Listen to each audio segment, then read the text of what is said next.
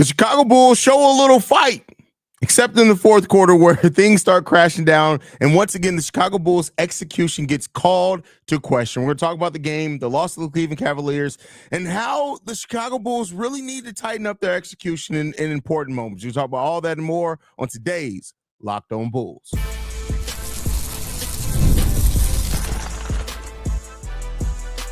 You are Locked On Bulls, your daily Chicago Bulls podcast. Part of the Locked On Podcast Network, your team every day. Thank you for tuning in to Locked On Bulls, member of the Locked On Podcast Network, where it's your team every single day. I'm Haize, host and creator of Chicago Bulls Central and Chicago Bears Central YouTube pages and podcasts. And today's episode is brought to you by FanDuel. You can start the season with the big return on FanDuel. New customers can place a $5 bet, and you'll get started with $150 in bonus bets if you win your first $5 bet. Just visit FanDuel.com to get started.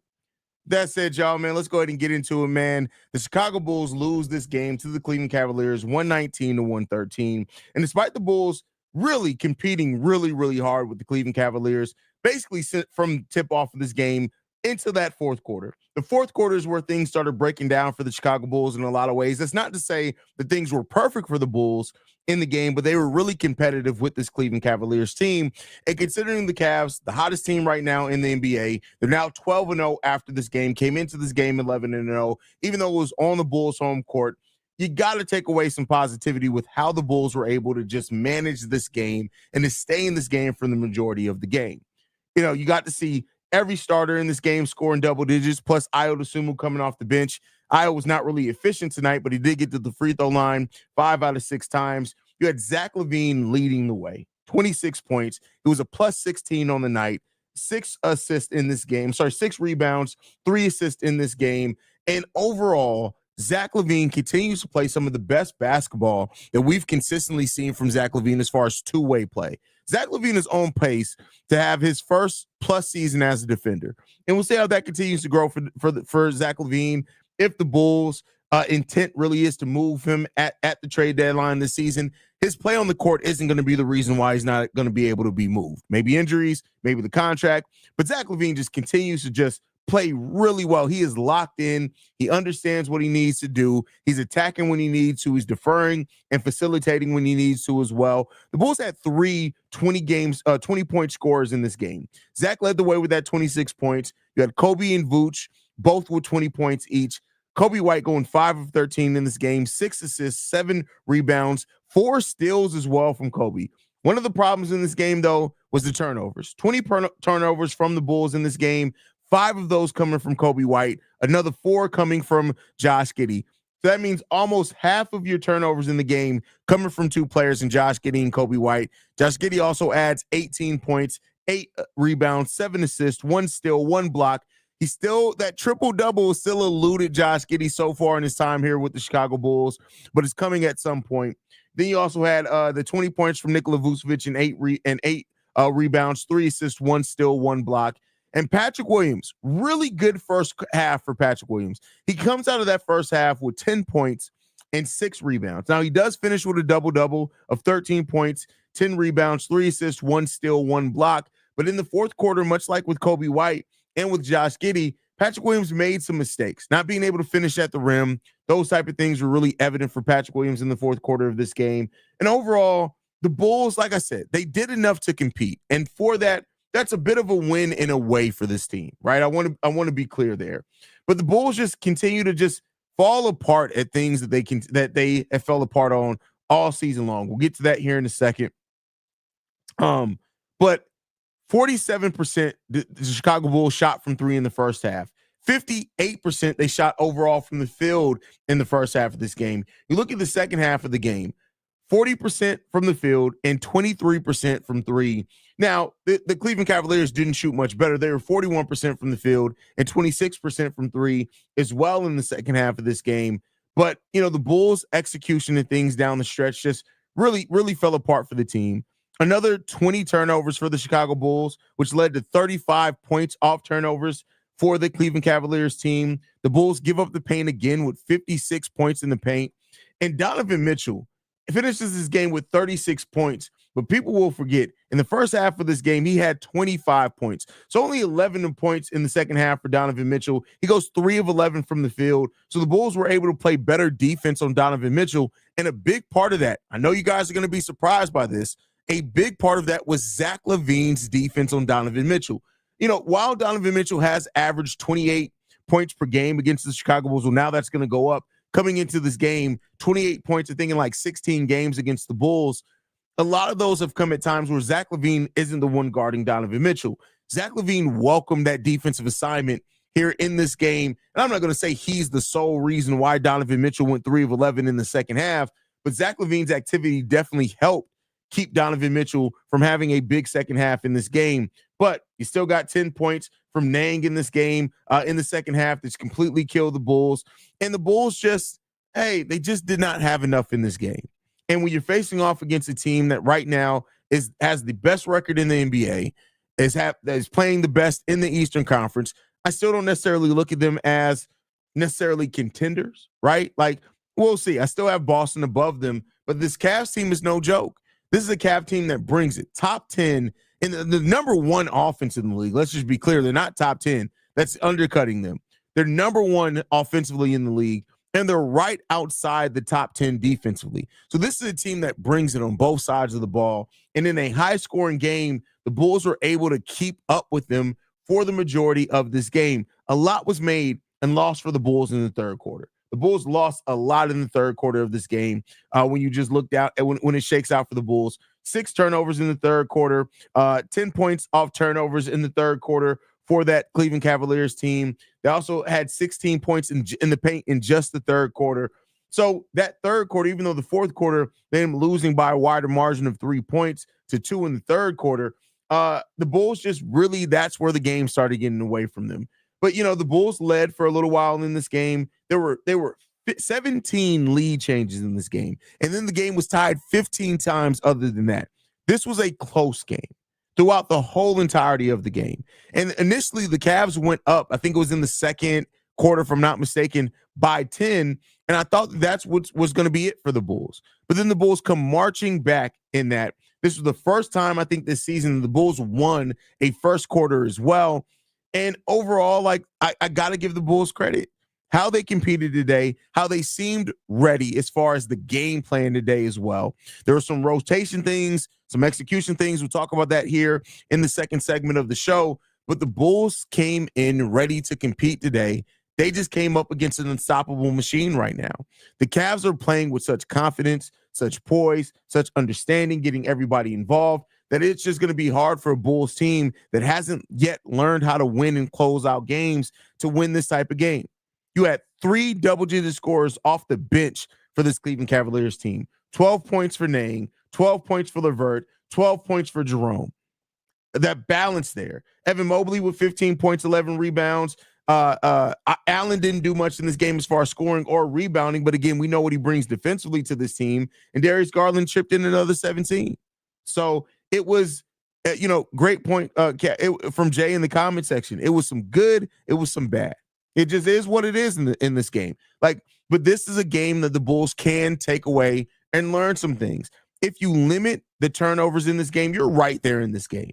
And again, you're not going to completely eliminate turnovers, but if you eliminate those turnovers, those are going to be things that help you stay in this game. And so if I'm a coach, right, and this is what this is the type of performance my team puts up, we're definitely talking about turnovers a lot. Like the points in the paint, I think that's more of a personnel thing. We were missing Jalen Smith. He's not a great defender, but overall, the points in the paint, I just don't think the Bulls have the personnel to really guard the paint like they need to or want to. But the turnovers, that's a you thing. Yeah, the Cleveland Cavaliers forced the most turnovers in the league so far this season. But it's still where a lot of this were in your own control. You got to get the controllables underway. You got to get those controlled. And so, if the Bulls can walk away from this game, they competed with the last unbeaten team in the NBA. They just got to go back to the drawing board and work on some of those things to fine-tune this offense, fine-tune the defense, and just get to a place where you're just executing. If you're going to be a high up-tempo team, a high-paced team, you have to be more controlled. You have to be more deliberate about how you move the ball around. And we'll talk about that a little bit more here in the next segment. But before we talk about that, we got to get into a message from one of our sponsors. This is a new sponsor for Locked On. This one's for Mint Mobile. With big wireless providers, what you see is never what you get. Somewhere between the store and your first month's bill, the price you thought you were going to pay magically skyrockets. With Mint Mobile, you'll never have to worry about gotchas ever again. When Mint Mobile says $15 a month when you purchase a 3-month plan, they mean it. Say bye-bye to your overpriced wireless plans, jaw-dropping monthly bills, and unexpected overages. Mint Mobile is here to rescue you with premium wireless plans starting at $15 a month. Plus, all plans come with high-speed data and unlimited talk and text delivered on the nation's largest 5G network. Use your own phone with any Mint Mobile plan and bring your phone number along with your existing contacts. Ditch overpriced wireless with Mint Mobile's deal and get 3 months of premium wireless service for $15 a month. To get this new customer offer and your new 3-month premium wireless plan for just $15 a month, go to mintmobile.com/lockedonnba. That's mintmobile.com/lockedonnba. Cut your wireless bill to $15 a month at mintmobile.com/lockedonnba. $45 upfront payment required, equivalent to $15 a month. New customers on the first 3-month plan only. Speed slower than 40 gigabytes on unlimited plan. Additional taxes, fees, and restrictions apply. See Mint Mobile for details. All right, Bulls fans, man. We want to thank you guys for tuning in to another episode of Locked On Bulls. You already know we appreciate you supporting us in the manner in which you do. But I want to talk about what the Bulls need to take away from this game and overall from their season so far. And the thing that has really hurt, though, it's a few things that have really hurt the Chicago Bulls. Health has definitely been one of them, right? Like you can't overlook how the health things that's gone up and down for this team. But outside of just the health aspect for this team, you're also looking at a team that they're giving up easy points so consistently, and the Bulls have got to find a way to get this underway. They came into this game averaging 58.5 points allowed in the paint. That is one of the easiest. That is easy, not only just as far as the shots are easy when you're at the rim and you're scoring and you're getting that many points at the rim, but it's also a confidence builder, right? When you're allowing that many points at the paint, teams are going to start getting into a rhythm. They're going to start hitting 3 balls easier on you because they're getting into rhythm in the paint. The Bulls have to find a way to start limiting that some. I don't think they can completely eliminate it. I just don't think we really have the personnel to do it personally. But then the turnover aspect. You cannot give up almost 60 points in the paint and then consistently give up almost 20 points in turnovers. Today it was even more than that. We gave up 35 points off turnovers today. You cannot do that. And overall, the Bulls' assist to turnover ratio is starting to get to the place where it's starting to be concerning.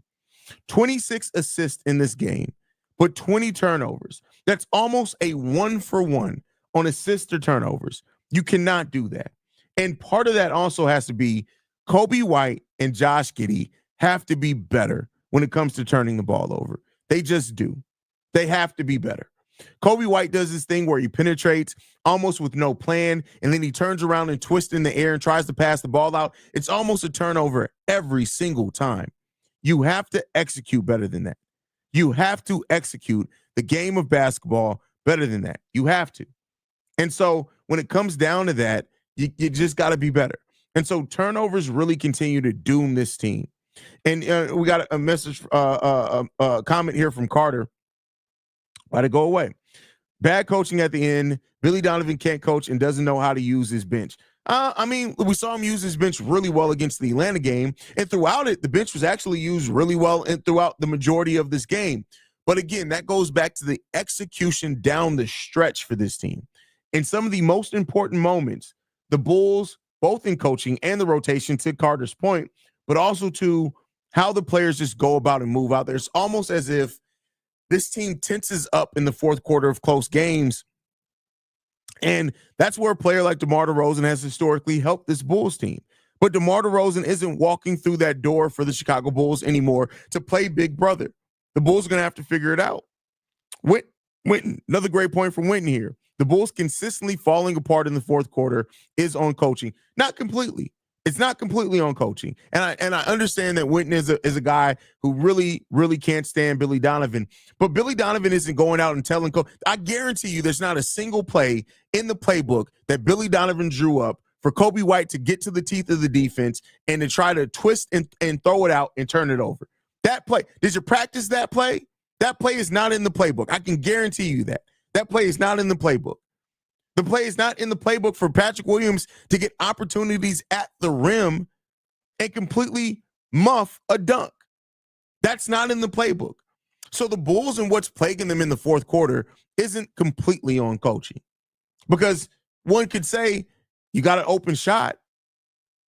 That came from the play. You got an open shot. You executed it terribly. And so it really comes down to execution. Yes, can the game plan be better and the adjustments be better? Absolutely. But your game plan is only as good as much as you can execute it as well, right? So, and I'll say this, players can execute a so-so game plan, but their execution of it can be so crisp that it makes it look a lot better.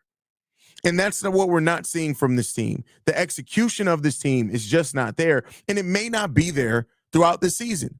And I made the point over on Chicago Bulls Central, and I'll make it again over here, is that this may be a Bulls team that they're learning how to do that. They're learning how to execute in fourth quarters.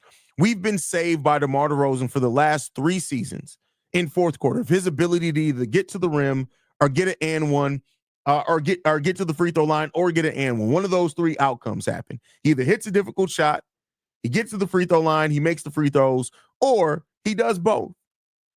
And so now with removing that kind of safety net from the Chicago Bulls, it's putting these players in a place where they have to learn how to execute. And they haven't done that yet consistently. They just haven't. And so we got to get to that point. They got to get to that point. JT Max says, I just watched the replay. That game looked like a hard-fought win for the Cavs. I didn't see the Bulls play soft. Looked like a good game to me. No, I agree. There's a lot of good to take away from this game from the Chicago Bulls. A lot of good to take away from this game. But the bad. And the thing that I think makes it kind of more even louder when it comes to the Bulls is that a lot of this is fixable, right? Slow down, right? I get it that we want to be this high-paced offense. There are 212 possessions in this game between the two teams. 107 for the Chicago Bulls, 107.4 and 104.5 for the Cleveland Cavaliers. 200 and basically 12 possessions in this game. If you want to move fast and you want to be this high-paced team, the Bulls hit their shots at a decent enough rate, but you got to be better in the way that you execute it. Being fast just to be fast is sloppy. And so as this team goes forward, and we'll get into the lineups again, maybe that's something I do every single week, like the Bulls are still not using their best lineups as much as they need to. Now, that is on coaching, right? Because we keep using some of our worst lineups the most. And that just makes me wonder, is it intentional at this point, right? Are you intentionally using bad lineups so much? Now, we know we didn't have Jalen in this game. THT got in this game for 59 seconds and had a -3 in those 59 seconds. Monas Busilis played 3 minutes and 44 seconds today, right? Julian Phillips, despite playing some good defense at times, 9 minutes and 49 seconds. All of your starters were over 30 minutes today, and Ayo Dosunmu. And so the sloppiness, even though the Bulls had a day of rest, may have come from that, right? Billy Donovan didn't trust his bench unit outside of Ayo at all today. And I get it. You want to go with who got you there and got you to the point of being able to win this game, but you have to also be able to trust your bench because you need to be able to sit these guys and give them some rest when you can. And so 37 minutes from Coby, 34 minutes for Nikola Vucevic, 36 minutes from Patrick Williams. Like, I get why those minutes are that high, but when you look at the discrepancy from the bench, a couple of more minutes for Julian Phillips could have helped some, right? He could have helped some. He could have helped some. So you gotta figure out the ebbs and flows of that bench unit as well. And this was a game where Billy Donovan, because the last game he trusted his bench unit, and the bench unit helped get you back in that game. Billy Donovan didn't trust his bench today. He did not trust his bench today. And I think that was a big part in what really kind of doomed this game for the Chicago Bulls. But we're going to finish this off. We got to wrap it up. We got to talk about an update to Lonzo Ball. I don't know if it's promising or not. I really don't know how to feel about it, but we'll talk about it. But first, we got to get into a message from FanDuel. Get ready to take the NFL action with FanDuel, America's #1 sportsbook. Because right now, new customers can bet $5 and get $150 in bonus bets if you win. The FanDuel Sportsbook app gives you everything you need to place live bets on the NFL all in one place. So when you get a hunch in the middle of a game, you can check out the latest stats, view live play-by-play, and so much more on the same page where you place your bets. I've been telling you guys, if you're going to bet, you might as well bet at the place that's going to be able to give you all the information at your fingertips on the same website where you can place your bets. If you're trying to get in the last-minute parlay, if you're trying to get in the last-minute bet, it's good to be able to make an informed bet and get everything that you need without having to go to ESPN, Cleaning the Glass, all these other websites to get some of the information, Pro Football Focus, to get some of the information that you need. You can get it all on FanDuel. Just visit FanDuel.com to join today. You get started with $150 in bonus bets if you win your first $5 bet. That's FanDuel.com. Again, that's $150 in bonus bets if you win your first $5 bet. Just go to FanDuel.com. Never waste a hunch and make every moment more with FanDuel, official sportsbook partner of the NFL. All right, Bulls fans. Before we get ready to get out of here today, man, I just want to remind you guys, Locked On Bulls is free and available on every podcasting app and platform of your choice, as well as YouTube, Odyssey, Amazon Fire TV, basically everywhere you want to find Locked On Bulls. Just search in Locked On Bulls, we can get you there. But with that said, before we get out of here, I just want to talk about this update to Lonzo Ball. It's not necessarily a promising update. It's not necessarily a bad update either. So this one comes from Billy Donovan, who always is kind of the most open and honest in regards to kind of injury things and stuff like that. In regards to that, Billy Donovan has his things where he definitely gaslights us some, but when it comes to injuries, he's been pretty consistent at getting that news to the Bulls. Well, it came out today that Lonzo Ball will begin dribbling. This comes from Billy Donovan. He still has his pain in his wrist, and he did say this: there's no target date for a return yet, but the knee has no issues. So that's really good. It's if you're going to take anything from Lonzo almost having another season-ending injury, because people don't forget that had this not be caught earlier by the Chicago Bulls, it could have turned into a grade 3 sprain, which would have needed surgery, and Lonzo would have been out for the remainder of the season. So he's missed a lot of time. He's going to miss more than the initial 10 days that were initially quoted, but that's always with Lonzo. You can always add on about 2 to 4 weeks to any injury for Lonzo Ball. Just go ahead and add that on, right? That's just, he's a slow healer. It just is what it is. But they're going to start dribbling. The plan is to see then how the wrist responds to the dribbling, and then they're going to come up with a plan for Lonzo to start getting back on the basketball court. So we could hear something by the end of this week in regards to what and when we can expect Lonzo Ball to start being back on the basketball court for the Chicago Bulls. And the Bulls can use him. One thing about it, regardless of what happens with Lonzo Ball or how many minutes or how many games he plays, when he's out there, he helps the Bulls, and he helps the young players as well, and he helps stabilize that bench unit some as well. So, sorry, as I wet the whistle there, as the old people say.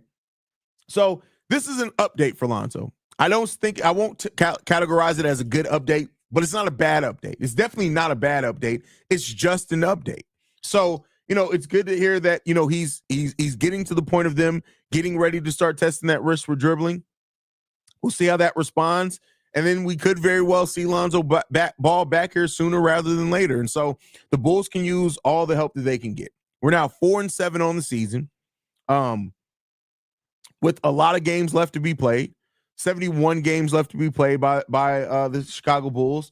And this season is already kind of developing its storylines, right? So Lonzo Ball injuries are part of another storyline season for the Chicago Bulls, as has been Zach LaVine's. But overall, we'll just continue to see how this thing goes for the Bulls. And, hopefully they keep getting promising updates about Lonzo, because we can need him, especially with Ayo Dosunmu kind of starting to score a little bit more consistently. This was a bad scoring day for Lonzo, but as we use more and more bench players, and hopefully with Lonzo Ball back, it means no THT minutes, no Javon Carter minutes. We don't need those minutes. So, but that's my time for today, guys. Thank you guys so much for tuning in. As a reminder, Locked On Bulls now has a free newsletter.